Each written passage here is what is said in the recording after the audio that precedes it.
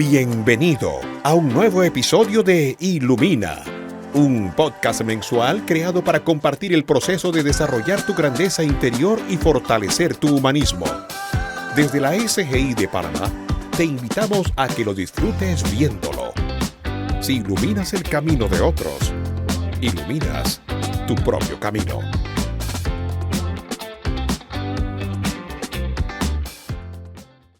Hola a todos, bienvenidos a un nuevo episodio de Ilumina, este podcast creado por la Soka Gakkai de Panamá, donde conectamos la vida cotidiana con el budismo. Mi nombre es Josip López y seré su conductor en este viaje maravilloso de iluminación a través de los distintos episodios.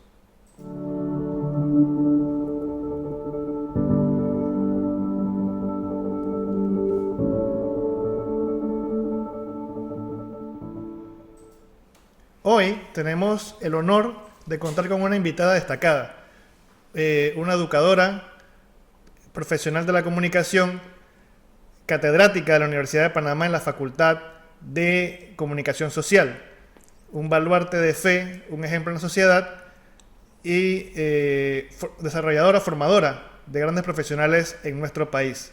Tenemos el honor de contar hoy con la doctora Maritza Mosquera de Sumich. Encantada de estar aquí. Muchísimas gracias, Joseph, por esa introducción. Me he emocionado, pero realmente quiero contribuir y estoy decidida a contribuir con la paz y con el gran trabajo que se está haciendo en la Soka Gakkai Internacional de Panamá. Gracias, doctora. Y nuevamente, como le digo, es un placer, un honor contar con usted como invitada en el día de hoy.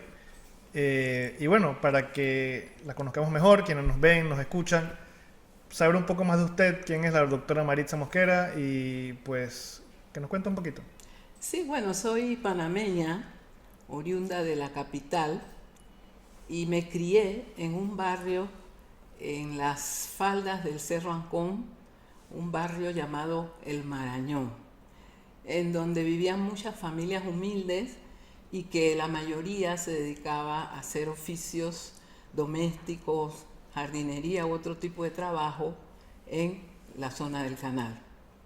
Mi madre, Juana Inestrosa, ella trabajaba allí como doméstica y éramos 8 hermanos, yo soy la más pequeña, y realmente nosotros vivimos, y en lo particular, tuvimos muchas carencias, ¿no?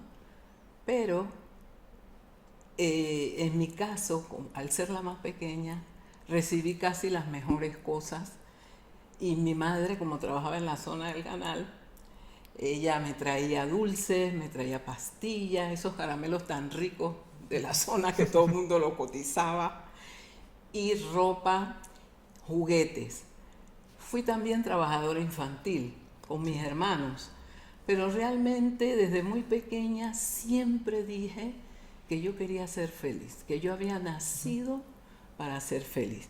Así es que disfruté de esa infancia con juegos, estudios. Y bueno, respecto a los estudios, tenía hermanas que eran educadoras y ellas me enseñaron muchísimo. Lo mismo mi padre, que sabía que me gustaba estudiar y que me ponía a llorar cuando mis hermanos se iban para la escuela y yo me quedaba. Y él me enseñaba a leer utilizando los periódicos, que ya casi la gente no los usa, ¿no? Porque están todas estas tecnologías. Y así aprendí muchas cosas. Cuando entré a la escuela primaria, ya yo sabía leer las cosas, algunas cosas, me sabía los números, había memorizado las sumas y las restas sencillas. Wow. Y las maestras, al darse cuenta de eso, de una vez me llevaron para primer grado. Yo entré en kinder y pasé para primer grado. En primer grado, lo mismo. Terminaba las tareas rápido y las maestras decían, ay, esta niña termina rápido y comienza a hablar ahí con las otras. Y le decía a mis padres, ella es muy inteligente y hace sus tareas, pero es demasiado hablantina. Entonces de ahí también yo estudié comunicación social, por supuesto. Le vino por ahí la... Exactamente. Entonces tuve la oportunidad, gracias a esas notas y todo, de ingresar a la escuela. Algunos recordarán la escuela Santa Familia que quedaba en Catedral. Y allí tuve grandes maestras y como fui la primera afro en entrar en la escuela primaria, tuve algunas situaciones, pero que fui apoyada por mis maestros y ahí en ese momento aprendí lo que es tener fortaleza y no sentirme mal por mi condición racial ni nada de eso. Exacto. Y me gradué allí de sexto grado, luego fui al Liceo de Señoritas con la intención de estudiar magisterio, pero el último año ya habían cerrado esa escuela. Entonces ingresé al Instituto Normal Rubiano, en donde me gradué de maestra de primera enseñanza. Salí graduada con cuadro de honor y entonces de una vez me dieron una beca e ingresé a la universidad. Volviendo a mis raíces, en ese barrio del Marañón, que yo recuerdo con mucho cariño, porque fui muy feliz, la verdad que fui muy feliz. Nosotros teníamos acceso a muchas cosas. Por allí pasaban los desfiles, los carnavales, habían lo que se llaman toldos, que ya la gente de ahora no, ahora le llaman PH. Aquí en Panamá. Habían esos toldos en donde venían los grandes cantantes de América Latina, Celia Cruz, el Gran Combo, Ismael Rivera, y nosotros como estábamos de la ceja al ojo. Ajá. Estábamos en calle 21, justo donde ponían los toldos, así que nosotros íbamos a los saraos y escuchábamos por fuera los bailes nocturnos. Y eso hizo que a mí me gustara tanto la música y el baile. Yo soy de la persona que al son que me tocan, bailo y lo disfruto. Pero así mismo era con los estudios. Me levantaba en la madrugada, porque en la mente en la madrugada era como más fresca, y me ponía a estudiar, y era como que si me tomara un vaso de agua, todo me resultaba natural. Y todo esto, que esa pregunta que me has hecho, Yossi, me hace recordar una frase que dice mucho el locutor Pete Romero: recordar es vivir. Es así. Le quería preguntar, porque entiendo que fue en Panamá que usted escuchó por primera vez sobre la práctica budista, pero que fue en Madrid, cuando usted está estudiando, que reafirmó su deseo de practicar el budismo. Sí, definitivamente. Siendo una adolescente, Yossi, mi prima Petra Gamboa me introdujo y me enseñó la frase Nam-myoho Renge Kyo. Esa frase ella no me explicó, ella nos las dio a toda la familia. Sí. Quizás como yo era la más chica, ella no me explicó su significado, pero al pronunciarla, ella me dijo: tú puedes conseguir todo lo que quieras, todos tus deseos. Yo digo, como la lámpara de Aladino. Y entonces yo comencé a decirla porque me daba energía y había un misticismo que también fue muy inherente a mí, porque siempre yo tuve una admiración por la parte oriental. Entonces yo iba a la casa de mi prima y en los veranos, y entraba y ahí pude ver la ubicación del objeto de veneración, y había también un Buda y eso, y nosotros en nuestras creencias sincréticas, el sincretismo religioso que tenemos en Panamá, que no se ha perdido, yo le tocaba la pancita y le echaba arrocito para la buena suerte. Así que bajo ese paraguas fui entonando siempre Nam-myoho Renge Kyo en la noche. Antes de dormir lo hacía, pero después rezaba el ángel de la guarda para estar bien, ¿no? Bien armonizada, ¿no? Bien cubierta. Ajá, bien cubierta.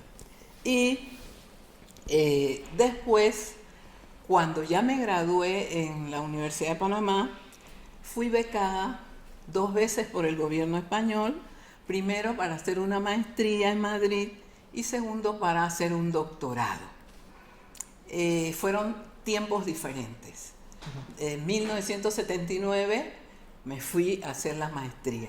y en 1985-86 para terminar el doctorado, porque hice maestría y doctorado de mi cuenta juntos. Eso fue algo apoteósico. Wow, sí. esfuerzo. Y en la primera etapa conocí a una chica africana de Ghana llamada Pamela Boateng, que ella era ex princesa africana, pero ella vivía en Londres. Y ella fue a Madrid a aprender español. Y yo la conocí. Y en esa etapa ella tenía muchos problemas. Cuando salíamos a la calle, los españoles le gritaban cosas así bastante desagradables y yo la defendía y la ayudaba y la guiaba. Bueno, en el 85 yo regreso de nuevo a Madrid y le escribo que estoy en Madrid porque quería verla. Y ella inmediatamente, a los 15 días, ella regresó de Londres a Madrid, donde ella estaba radicada, ella radicaba en Londres. Y yo la vi, pero la vi tan diferente. La vi como empoderada, muy segura de sí misma, y yo estaba pasando todo lo contrario. Yo estaba triste, padeciendo cuestiones de amor, amorosas, típicas de la edad. Y ella me hablaba con una madurez y tal, que yo le pregunté, oye, Nana, ¿qué estás haciendo? Y entonces me dice, bueno, yo hago Nam Myoho Renge Kyo, me dice, ¿no? Sí. Y yo le digo, ay, yo conozco esa frase, mira, a mí me la dio mi prima y yo siempre la he hecho. Ella no me hablaba nada. Y un día yo le dije, ella me dice, voy para mi reunión, y yo le digo, te quiero acompañar. Cuando llegué al centro cultural, que en ese tiempo le llamábamos Caicán, pero es centro cultural donde oramos nosotros, yo entré y me sentí tan relajada, tan cómoda, que me acosté y comencé a orar. Y nadie me dijo nada. Eso me encantó. Sí, doctora, antes de que siga, usted mencionó al principio pues, de esta intervención dos cosas. Nam Myoho Renge Kyo, dos veces lo mencionó, y objeto de devoción o de veneración. Si nos puede ampliar un poquito de qué se trata. Sí, yo sí, de verdad que... Mira, Nam Myoho Renge Kyo es la ley que regula el universo. Y es una frase que tiene un significado bien profundo y que está vinculado a la realidad en que nosotros vivimos. Por ejemplo, Nam significa extraigo fuerza vital de mi propia vida. La gente a veces busca la fuerza vital afuera, pero no. Las pilas las tenemos adentro y las recargamos adentro. Myo significa místico, que son las cosas que nosotros los ojos no ven, pero que existen. Y Ho es una ley, hay una ley de lo místico, pero que si nosotros profundizamos nuestra fe y todo eso, nosotros somos capaces de ver más allá de esa visión de las personas comunes. Renge, que me encanta esa frase porque significa flor de loto, causa y efecto, y tiene que ver también con pensamientos, palabras y acciones que nosotros generamos, sí, y que se llama karma, y que mucha gente lo ve como algo negativo, pero no, porque nosotros tenemos pensamientos positivos, pensamientos negativos, palabras iguales y acciones también. Entonces, todo eso produce algunos efectos, pero de acuerdo a si son positivos o son negativos. O sea que no hay que ver el karma como algo negativo, oscuro, ¿no? No, al contrario. Y nosotros lo que practicamos, nosotros lo transformamos en positivo, todo lo que hacemos. Y Kyo, maravilloso, porque es el hilo vital que conecta una vida con otra. A veces nosotros nos encontramos con personas que no hemos visto nunca y de una vez sentimos esa afinidad.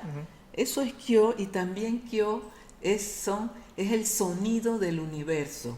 Y cada vida tiene un sonido y nosotros lo reconocemos, sentimos unos pasos, ahí viene Yossi.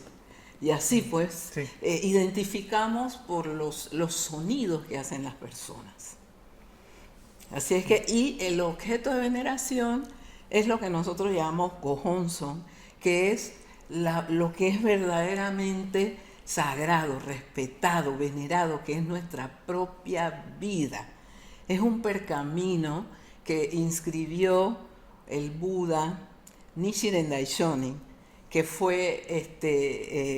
lo hizo en una condición de fuerza vital, de misericordia, de sabiduría y de coraje, y nos los dejó a nosotros. Maravilloso. Y ahorita que usted mencionó el Buda Nichiren Daishonin, y al principio mencionó un Buda gordito. ¿Son el mismo? ¿Hay diferencia o quiénes son esas personas? No. Ese Buda gordito es una apropiación que hizo Occidente de las costumbres de la India, porque, bueno, voy a tener que hablar un poquito más atrás, porque el budismo, muchos sabemos que viene de la India, por Siddhartha Gautama el príncipe o Sakyamuni.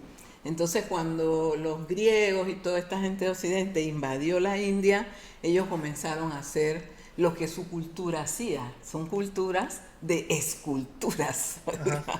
Entonces, construyeron todo eso. Entonces, ese Buda, eso no, nosotros lo asumimos como que sí es una estatua, pero no, porque el concepto de Buda y el concepto de budeidad es adentro, es inherente al ser humano. Todos tenemos la budeidad. La diferencia es que nosotros, los que practicamos, la reconocemos cuando entonamos la frase esa, ¿no? La manifestamos. Y Nichiren Daishonin, que es un Buda que surgió después de muchos años de Sakyamuni, él, como te decía, inscribió ese Gohonzon y se lo dejó a toda la humanidad. La diferencia es que Sakyamuni era un príncipe y Nichiren Daishonin era hijo de pescadores, de una familia que allá le decían Chandala. Sí.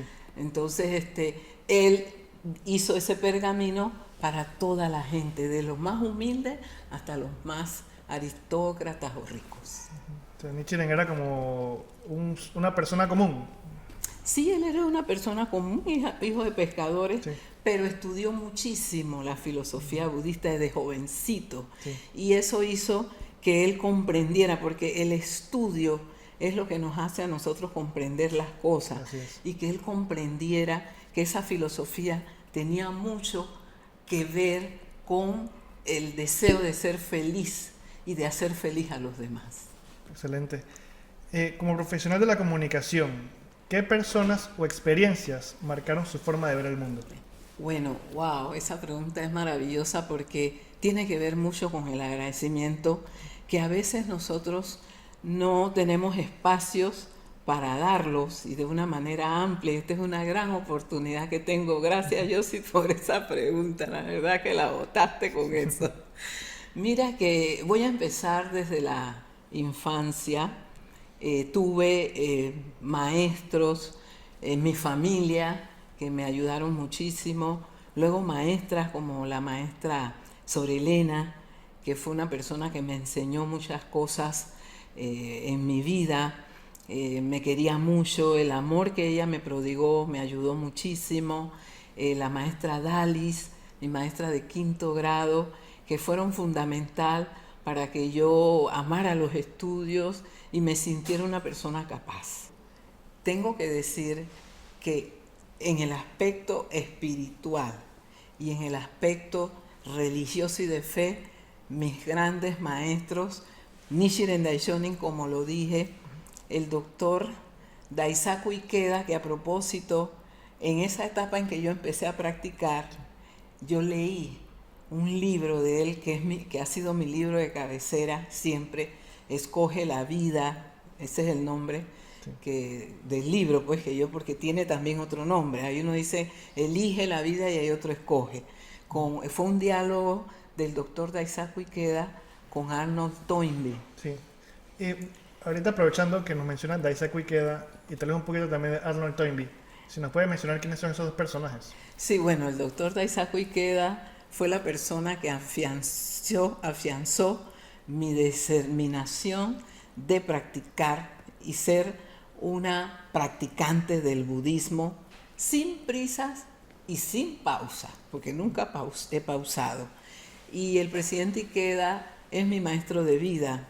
Fue el tercer presidente de la Soka Gakkai. Estaba el presidente Tsunetsaburo Makiguchi, que fue el que fundó la Soka Gakkai, que antes era una sociedad de educadores, y después, bueno, la Sociedad para la Creación de Valores. Se amplió. El presidente Yosei Toda, presidente Daisaku Ikeda, una persona que tuve la oportunidad de conocer 3 veces, wow. Una vez en Argentina y otras veces cuando viajé a Japón. Y él me ha enseñado cómo vivir, cómo, de todo, porque en ese libro del diálogo entre él y Arnold Toynbee, que fue un historiador que se le considera como el padre de la historia moderna, universal, la historia universal moderna, y fue muy interesante porque fue un diálogo entre un oriental y un occidental, una persona de tercera edad y una persona más joven. Sí. Entonces, yo leía eso y en ese libro respondieron a todas las preguntas que yo había tenido en mi vida, todas, y que no había obtenido respuestas, pero ni religiosas, ni profesionales, ni de ningún tipo, ni espirituales. Y en el momento en que yo empecé a practicar, le dio respuesta al sufrimiento que yo tenía, que era un sufrimiento afectivo. Y el budismo nos enseña que el sufrimiento uno lo puede convertir en gran felicidad. Y así lo hice. Así Excelente. lo hice. Nos quedamos casualmente cuando usted estaba empezando a practicar en España. ¿Cómo se da ese paso de España hasta ahorita Panamá? Sí, bueno, en España pues yo terminé la parte teórica de mi tesis de doctorado, que por cierto tengo profesores a quien también debo agradecerles, son españoles, y entre ellos pues el profesor que me asesoró la tesis. Una vez que estando en España, ese es otro capítulo del amor, conocí al que es actualmente mi esposo, el señor Esteban Sumich, que él hizo un viaje a España, a Madrid con el padre, y yo lo conocí en el Centro Cultural. Un hombre, como dice la canción, La Cascada, majestuoso, estaba muy alegre, alegría de vivir y con mucha sabiduría, porque me explicaba cosas que yo apenas estaba empezando la práctica, ya él tenía 2 años de estar practicando, y entonces él respondía también a algunas de las dudas que yo tenía, ¿no? Y todo eso me atrajo hacia esa personalidad. Así es que ahí en Madrid nos enamoramos y después me fui para Argentina. En Madrid yo empecé pues la práctica, iba al centro cultural de allí, tuve un breve entrenamiento en la división juvenil de allá, porque estaba joven soltera, y después en Argentina también estuve un corto periodo en la división juvenil y luego pasé a la de damas jóvenes y pude participar en los grupos, ellos le llamaban Cisne, el grupo Lirio, que es el grupo que se encarga de mantener nuestro centro cultural impecable.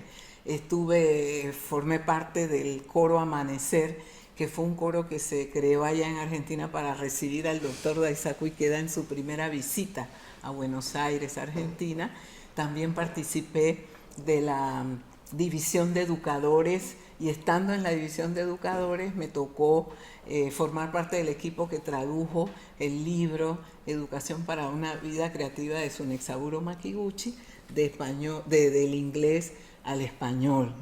Y en Argentina se sentaron las bases para yo tener un entrenamiento que ha durado para toda la vida, porque un entrenamiento fuerte, riguroso, y eso me sirvió mucho para poder construir la familia maravillosa que tengo, porque yo tengo una familia que realmente yo no la cambio por nada. Mis hijos son maravillosos, la verdad es que me han hecho crecer mucho, los quiero mucho, estoy siempre para ellos, mi esposo también, somos una familia unida y que realmente cuando alguien tiene una dificultad estamos ahí todos apoyando de todas las maneras posibles. No hay forma de que no haya ayuda económica, espiritual, en oración, aliento.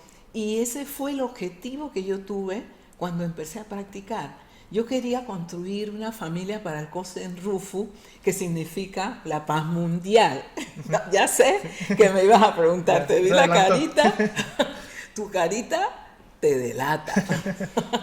Y entonces, esa familia, mis nietos, tengo 6 nietos que son una adoración.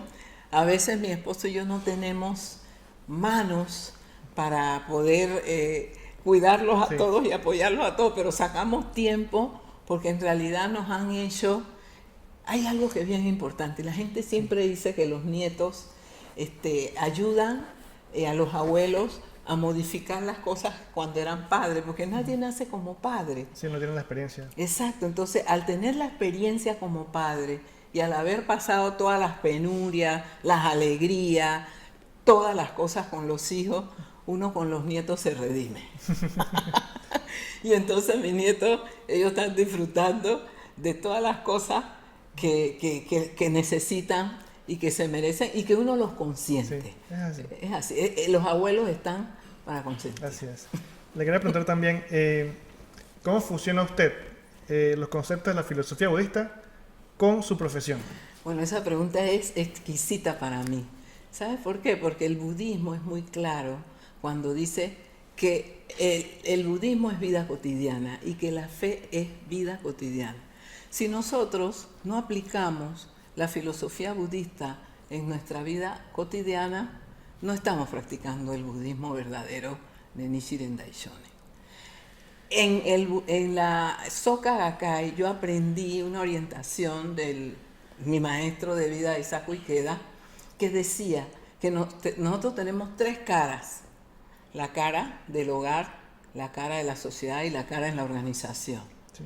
Y esas 3 caras nosotros las tenemos que mantener igual. No ser uno en la familia, uno en la organización y otro en la Que a sociedad. veces pasa, ¿no? La gente de repente en la familia se comporta de una manera, en el trabajo de otra y fuera en otra. Y cuando la gente, uno de ellos entra a su entorno y que, oye, qué diferente que eres aquí, y los hijos lo observan, digo, oye, tú aquí no eres como cuando eres en la casa y cosas así, Sí. ellos comparan, ¿no? Y no hay peor cuña que la del mismo palo, como dicen, y son fuertes porque cuando los hijos te marcan algo es porque es real, porque ellos te están observando. Yo tengo un colega que una vez me asombró porque yo me encontré con él y yo había sido profesora de su hijo, totalmente diferente el papá con el hijo, en su forma de ser, pues no sé, en otras cosas. Y yo le dije que, oye, yo soy profesora de tu hijo, oye, qué diferentes que son. Y entonces él me dice, lo que pasa es que los hijos son policías buenos de los padres y ese hijo mío ha sido un policía muy bueno. Y eso nunca se me olvida. O sea que el hijo en este caso influyó positivamente en el padre. En el padre, exacto. Eso es El importante. muchacho, un caballero, gentleman, medido para hablar y todo, y el padre pues todo lo contrario, pero a los dos los quiero. Es importante. Sí. También usted mencionó hace poco la división de educadores de la Soka Gakkai. Si me puede contar qué hace la... Ah, sí, nosotros, yo durante muchos años, 11 años, fui dirigente de la división de educadores de la Soka Gakkai de Panamá, cuando estaba llegando acá, y nosotros lo que hacemos es entrenarnos a nivel interno para poder comprender la esencia de la educación Soka. La educación Soka es la educación para crear valores. Soka significa creación de valor. Y ya hay varias escuelas Soka a nivel internacional. Hay una universidad Soka, San Francisco Aliso Viejo, hay en Japón, hay escuelas Soka en Brasil, en los países del Asia, etc. Y nosotros estudiamos mucho uno de los libros básicos que fue, o sea, valga la redundancia, la base de la creación de la escuela Soka de Tsunetsaburo Makiguchi, que se llama Educación para una vida creativa. Era educador, ¿verdad? Él era educador y la característica de la educación Soka es el humanismo. Y él era una persona muy seria pero humanista, hasta el punto, a mí me impresionó, porque él cargaba a los niños cuando llegaban a la escuela porque venían caminando, los que sentía que estaban agotados, él le daba su tecito, algo caliente por el frío, y era bastante severo, pero era una persona muy humana, muy humanista. Y entonces nosotros estudiamos ese libro en donde él plasma todas las ideas para una educación creadora de valores y humanistas. Cuando usted me dice educación humanista, ¿en qué yo puedo diferenciar la educación humanista a la educación clásica o tradicional que vemos generalmente. Sí, la educación humanista lo primero es que tiene que establecer un vínculo entre el docente y el estudiante. No puede ser vertical. La educación humanista tiene que ser horizontal. Tiene que ser una educación de diálogo. No puede ser el magister dixter, el docente arriba y el niño y el estudiante. Como dicen, el huevo y la piedra, como siempre decían en la escuela. Sí, y como siguen diciéndolo en la universidad, o sea, que no crea que eso no se ha pasado. Y es una educación que debe promover la creatividad en el estudiante. O sea, yo siempre recuerdo a Pablo Freire que él decía que muchas veces la educación era una educación bancaria, en donde ponían al estudiante y lo rellenaban y le rellenaban. Makiguchi, muy contrario a eso, incluso en su libro él dice algo que yo jamás había escuchado en mi vida, que nunca se ha estudiado los efectos de la infoxicación. Él no le llamaba infoxicación ni infodermia, que es lo que está pasando ahora en esta época de las tecnologías, pero dice que la saturación de la información en el organismo. Él decía que el exceso de información en el organismo iba directamente al estómago, causaba problemas estomacales y también problemas de la psiquis, porque demasiada información y tú no tienes cómo cotejarla, que es lo que está pasando en esta época, entonces también te crea una inestabilidad mental. Claro, ¿no? y eso que menciona me da pie a mi siguiente pregunta, porque de su experiencia y en estos últimos años tenemos la tendencia de recibir información de medios diferentes, ya sea redes sociales, televisión, radio, lo que sea. Y muchas personas, adolescentes, adultos, jóvenes, incluso niños, se ven afectados por eso. Entonces, si de repente nos puede ilustrar desde su punto de vista y su vasta experiencia como educadora, cómo se puede fomentar un uso más saludable y humano de las redes sociales. Mira, en realidad yo viví en carne propia el efecto inadecuado de utilizar las redes sociales.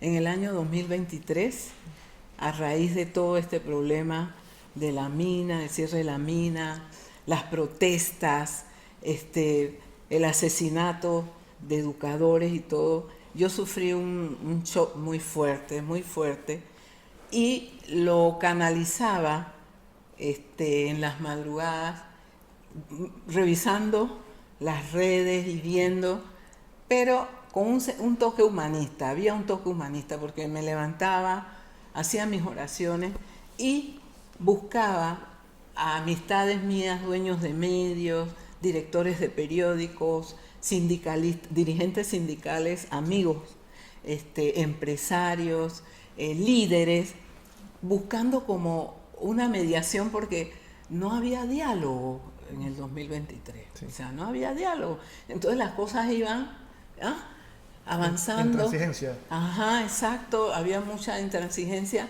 Y en mi vida, voy a ser bien cortita con esto, pero tengo que decirlo, yo para el 9 de enero, yo vivía cerca de la Avenida Nacional, esa, ¿no? Y como muchacho curioso, cuando pasaron los eventos esos, yo me fui hasta donde quedaba el BBVA, en toda la esquina esa donde está ahora el monumento de los mártires, y yo estaba ahí viendo todo eso, la balacera, tiraron bombas lacrimógenas y a mí me tuvieron que hospitalizar e internar por los efectos de la bomba lacrimógena. Ahí yo tuve un shock muy grande. Entonces, a través de mi vida, yo nunca más presencié jamás situaciones así de violencia. No estuve para la invasión de Panamá. Cuando fui a España ya Franco había muerto, que era la dictadura. Cuando llegué a Argentina, ya habían derrotado la dictadura, estaba el gobierno democrático de Alfonsín. No estuve para la invasión, estaba en Argentina, entonces no viví nunca una situación tan fuerte después de mis 8 años de edad.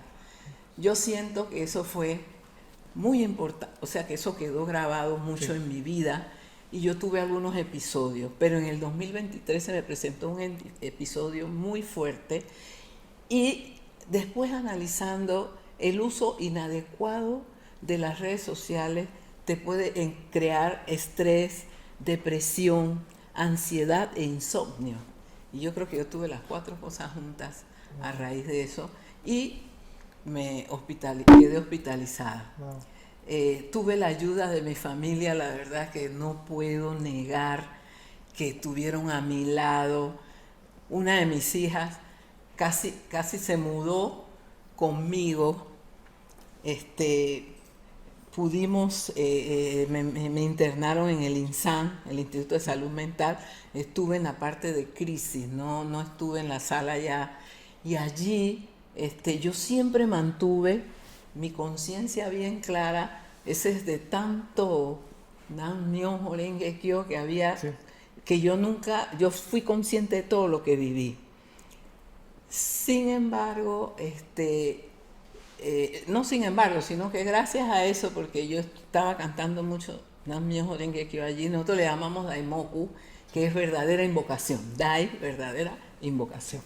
Y cantaba tanto que elaboré una estrategia para salir de ese lugar, porque yo dije, yo voy a salir con mis propios pies, de aquí yo salgo, y establecí una estrategia. Sí. Y me resultó, porque salí. Su determinación de Ajá, hice Shakubuku, alguna de esas personas me sigo. Shakubuku es la práctica para los demás, que es sacar el sufrimiento de las personas, darle felicidad. Sí. Es una práctica de profunda misericordia, ¿no? Y cuando salí, que me fueron a buscar una de mis hijas, 2 de mis hijas, y salí, las enfermeras y la psiquiatra que me atendió, ellas me dijeron, usted tiene mucho que contribuir con la sociedad, así es que le dimos la salida. Entonces yo digo, ahí está toda esa práctica que yo hice durante toda mi vida, que no tuve perturbación estando allí, pude separar la mente esa dañada con una condición más alta, pues, sí, en ese momento. Sin embargo, como yo soy reincidente y soy dura y testaruda en alguna cosa, tuve una recaída. Pero ya en la recaída fui a otro lugar, a una clínica que era para mí ya como un hotel. Y que las personas que iban ahí no eran personas que estaban en crisis ni nada, algunas reincidentes. Allí también hice Shakubuku. Hace un año uno de ellos me llamó que quería almorzar conmigo para conversar. Fuimos, conversamos y nos comunicamos. Yo me comunico con 3 de ellos por WhatsApp. Así es que mejor que esa experiencia no puedo decirlo, pero el presidente Ikeda siempre nos decía, y él escribe en una entrevista que le hicieron, que este desarrollo acelerado de la tecnología nos ha llevado a muchas personas a ensimismarnos y apartarnos de los demás. Sí. Y en un diálogo, como yo decía, el presidente Ikeda ha tenido más de 1.600 diálogos con personas de cualquier categoría, amas de casa, sindicalistas, trabajadores, intelectuales, futbolistas, premios Nobel, doctores, presidentes, de todo. Él tuvo un diálogo con Mijail Teranis, es un iraní, y traigo a colación que es un iraní pacifista, porque la gente piensa que toda la gente del mundo árabe son violentos, son de la yihad, ajá, o son, ¿no?, todo ese tipo de nombres que hay. Y con él conversó, y ese estudioso de la paz le dijo al presidente Ikeda, y él lo cita en un artículo que yo escribí en una Visión 21, en donde dice que la humanidad tiene tantos canales de comunicación digitales, los tradicionales, pero está sedienta de diálogo. Y la prueba está que se han dado a nivel mundial, en Bélgica se dio un caso de un belga que su única comunicación era con un chatbot Elisa. Él no se comunicaba ni con la esposa, ni con los hijos, ni nada. Llegó un momento en que él se sintió que Elisa no le respondió como él quería y se suicidó. En Estados Unidos hay varios casos y en América Latina también. Eso es impactante.